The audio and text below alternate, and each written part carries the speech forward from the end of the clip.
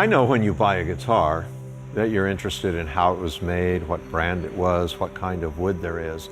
But what you might not realize is that there are real people that make that guitar, and even further behind that and a lot farther away, there are real lives that are getting the wood that your guitar's made out of.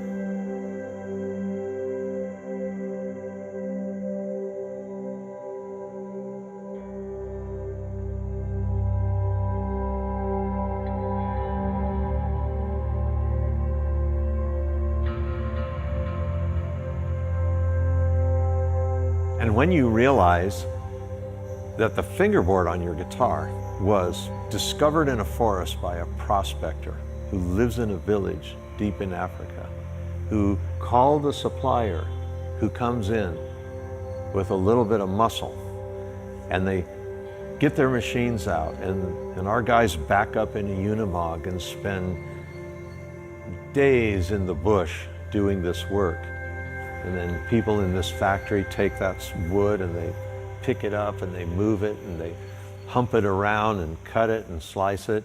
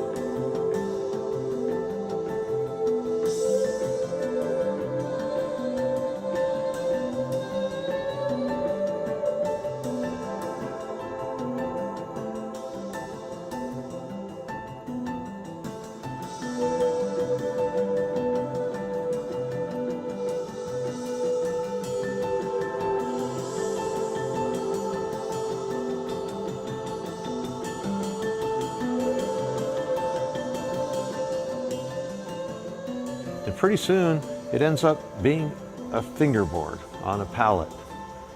And that fingerboard has a name. And it has a name like Olo and Mendomo and Fabrice. That fingerboard has a name, and it's attached to a person. And that person has a life, and that person has a family. And that family's being supported by this. And there's a thing that's being created. And when you buy that guitar, you're supporting that. And it's nice to know that you are.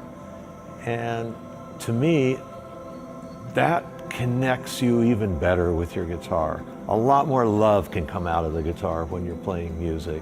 And it's a beautiful thing to find out.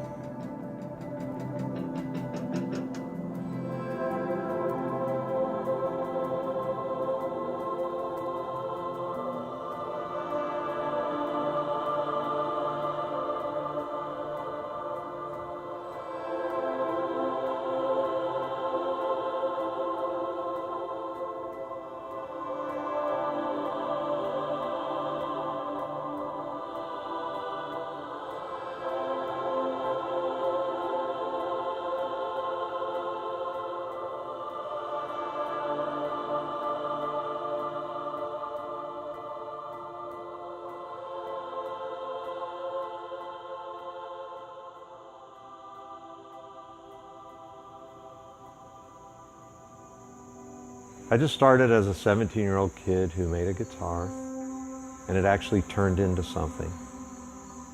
And that pathway has taken me all over the world for all kinds of various things.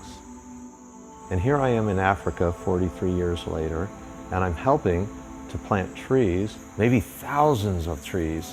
And this thing that we're doing, planting trees, has drawn a lot of attention from way bigger players. And I realize because of that, that I actually have a chance, we have a chance of changing the way forestry is done in the Congo Basin. And who would have thought that?